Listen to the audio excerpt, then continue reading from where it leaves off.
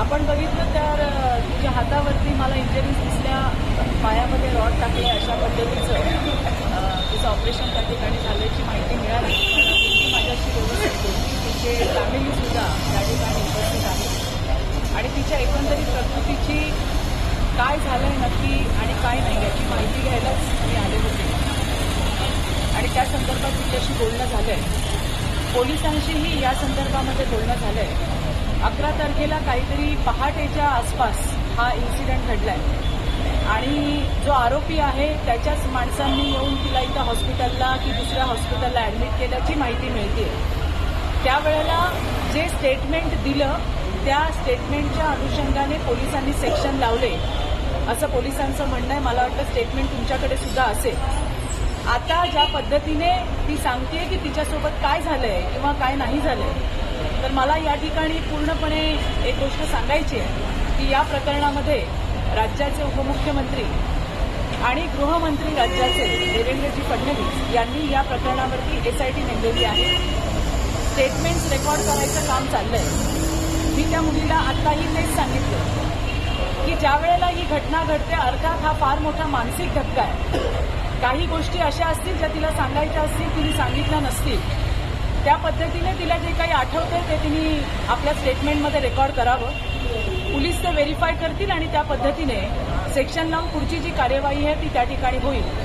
कुणालाही पाठीशी घालण्याचं कुठल्याही पद्धतीचं काम नाही आणि ही सरकारची ही भूमिका नाही हे मला या ठिकाणी स्पष्ट करायचं आहे.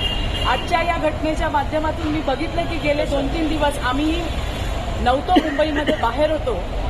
त्यावेळेला आम्ही बातम्यांमध्ये पाहिलं की वारंवार सांगितलं जात होतं की भारतीय जनता पार्टी युवा मोर्चाचा हा जो आरोपी आहे तो कोणी पदाधिकारी आहे, कोणी अध्यक्ष आहे. मला आपल्या माध्यमातून महाराष्ट्रातल्या सगळ्या जनतेला सांगायचं आहे की या नावाचा माणूस 4-5 वर्षापूर्वी कधीतरी भारतीय जनता पार्टी युवा मोर्चाचा कुठला पदाधिकारी होता, पण गेल्या 4 वर्षांपासून कुठल्याही पद्धतीची ऍक्टिव्हिटी पक्षामध्ये नाही.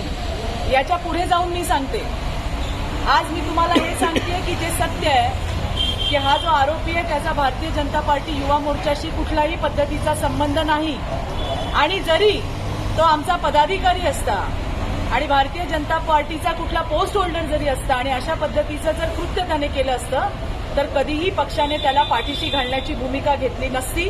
हे या ठिकाणी मी स्पष्ट करते. अतिशय फेअर पद्धतीने, निष्पक्ष पद्धतीने ज्या पद्धतीने वावड्या उठवल्या जात आहेत, कुणालाही पाठीशी घालण्याचा सरकारचा त्या ठिकाणी कुठलंही प्रयोजन नाही. कुणालाही पाठीशी घातलं जाणार नाही.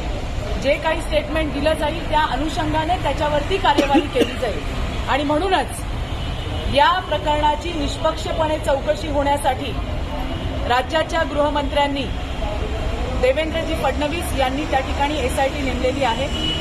SITच्या माध्यमातून स्टेटमेंट्स आणि पुढची कार्यवाही होईल. जे दोषी असतील त्यांना पाठीशी घालायचं काम कदापि केलं जाणार नाही.